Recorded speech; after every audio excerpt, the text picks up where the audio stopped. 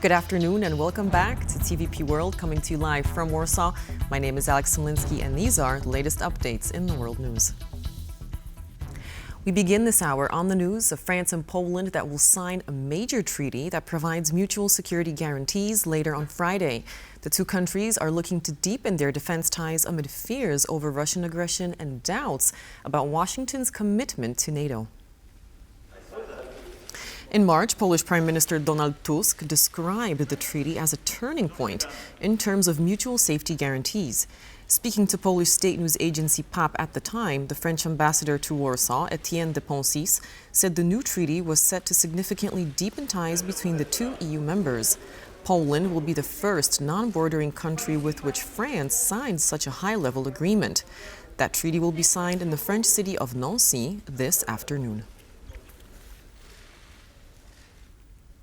The treaty opens the possibility for nuclear cooperation, said Polish Prime Minister Donald Tusk before Poland and France signed that new friendship pact. On Europe Day celebrated on Friday, Poland and France will officially forge stronger political and military ties, entering into an agreement heralded as a stepping stone towards extending the French nuclear deterrence umbrella over Poland. There has long been public speculation as to whether the treaty also settles the question of a possible nuclear umbrella, and the treaty of course opens the possibility of cooperation, which we will describe later in technical and financial details, but it opens the possibility of cooperation in this area as well. The provision that we have in the treaty about this, and this is the specificity that we were so keen on, that in case of a threat, an attack on Poland or on France, the other country is obliged to provide aid, including military assistance.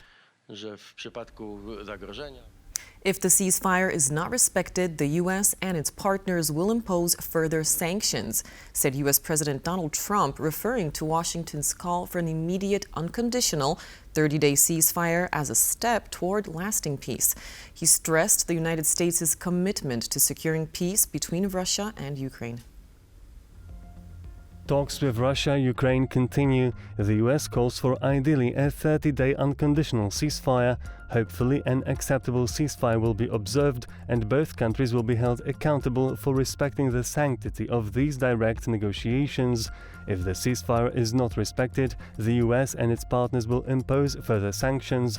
Thousands of young soldiers are dying on a weekly basis and everybody should want it to stop.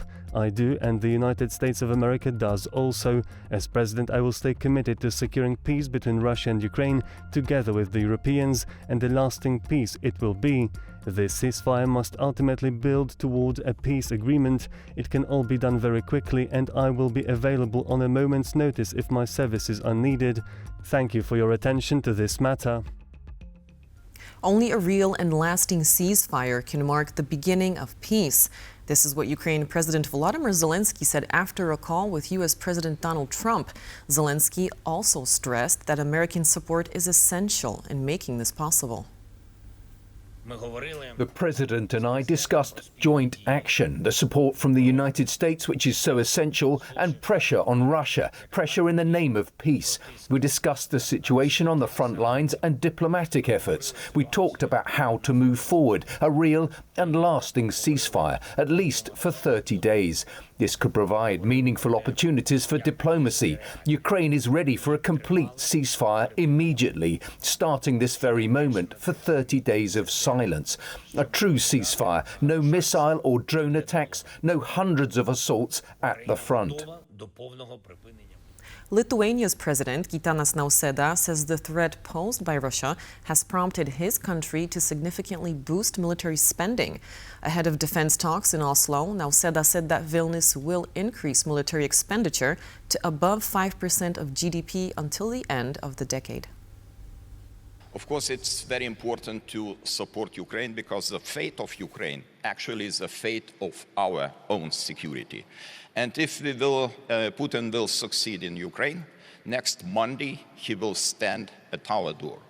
So this is the reason why my country, Lithuania, is taking additional efforts to increase the defense spending. And this year our defense spending will be 4% of GDP. Next year it will be increased up to 5.25%, and we will keep the defense spending in the range between 5 and 6%, at least until 2030. This is why this is understandable, because we realize that our security is very important and we are very vulnerable being and having common border with two adversary states, Belarus and Russian Federation. Moldova, which hopes to join the European Union by 2030, is hosting Europe Day in Chisinau on Friday. However, another event is being held in the country's capital as well, as some Moldovans participate in the Russian-style Victory Day March. Our Balkan correspondent Paweł Trzaskowski is on site. As Victory Day parade is being held in Moscow today, a Victory Day march is being staged in Chisinau, the capital of Moldova. This is not an official celebration. However, Moldovan authorities were here in the early morning hours to lay flowers at the Eternal Memory Complex that commemorates those Moldovans who died in the Second World War. And this march illustrates best the current divisions of the Moldovan society. Moldova is a country that until 1991 used to be a Soviet Socialist Republic, and now with only over 2 million citizens, it has two pro-Russian separatist republics of Gagauzia and Transnistria. And on days like today, this division between Russia and Europe is best visible in Moldova, and it is also visible during the elections. In the previous presidential elections that were held in November last year, the pro-European candidate Maia Sandu narrowly defeated a pro-Russian candidate Alexander Stoyanoglu. And this pro-Russian support in Moldova is attributed on one hand to the Soviet past of the country, but on the other hand to the Russian malign interference, an interference that is countered by the current government. Today also another holiday is being organized, a Europe Day. It is going to be staged earlier in the afternoon in the city centre. It is going to be attended this year by Marta Kos, European Commissioner for the Enlargement, a sign of support from the European country for Moldova that is hoping to join the bloc by 2030. From Chisinau, Moldova, for TVP World, I'm Paweł Trzaskowski. The Security Service of Ukraine has uncovered a spy network apparently operated by the Hungarian state to obtain intelligence about Ukraine's defenses. In a statement on Friday, the Ukrainian Security Service said it had detained two operatives working for Hungarian military intelligence. This is the first time ever that a Hungarian spy network had been found to be working against Ukraine's national interests, the statement added. Budapest has not responded to a request for comment. The election of the new Pope, Leo XIV, is making headlines all around the world.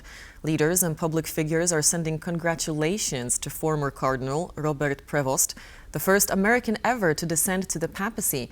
And now we turn to the Vatican, where our correspondent Alex Cadier is following the latest. Hello, Alex. So the Pope is delivering his inaugural Mass. What's the atmosphere like where you are? Well, there's a quiet, reflective atmosphere across the Vatican. You can see people who have just come to pay their respects and come for a moment of prayer, a moment of reflection, and a moment of questioning what this direction of the Catholic Church will be. Pope Leo XIV, as you said, delivering his first Mass. In his homily, he emphasized the importance of a joyful and personal faith in Christ and reminded the cardinals that without faith, life loses its meaning. Interestingly, a Mass given in Italian, English and Spanish, reflecting the multilingual Pope who spent 14 years as a missionary in Peru and has Peruvian roots. So really an interesting change in tradition, but in his outfit, in his attire, very much sticking with those traditional papal gowns, as we will have seen. An interesting detail in the choice of the name Leo XIV. It is tribute to Leo, of course, the 13th, who was known as a pope who advocated for workers and workers' rights and social justice issues. Of course, a hint that this new Pope, Leo XIV, will focus on similar topics. That, of course, makes sense in that he was a top advisor to Pope Francis and chose bishops for the Catholic Church around the world. You can expect him to be a more progressive pope, or an equally progressive pope, I should say. I've been speaking to some priests behind the scenes who say they think, American priests, he maybe have been chosen as a moral and spiritual counterweight to the changes that Donald Trump is bringing to the United States. So certainly that will be something very interesting to look at in the weeks ahead. But in the hours ahead, in the minutes ahead here at the Vatican, it's a moment for reflection and peaceful prayer. Very interesting indeed. Alex Cadier, our correspondent in the Vatican, thank you very much for that report. The United States is planning on bringing the first group of white South Africans it has classified as refugees to the United States early next week. This is according to the New York Times.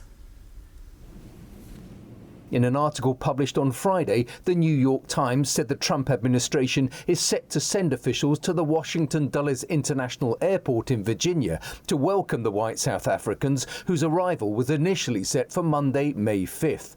The plans follow an executive order signed by President Trump on February 7th, which called for the US to resettle Afrikaner refugees. According to the directive, Afrikaners, who are descendants of mostly Dutch early settlers, were, quote, victims of unjust racial discrimination. Executive orders for your attention today, sir. And with that, we conclude this edition of the World News. But as always, do stay tuned to TVP World for more breaking news, updates, and commentary.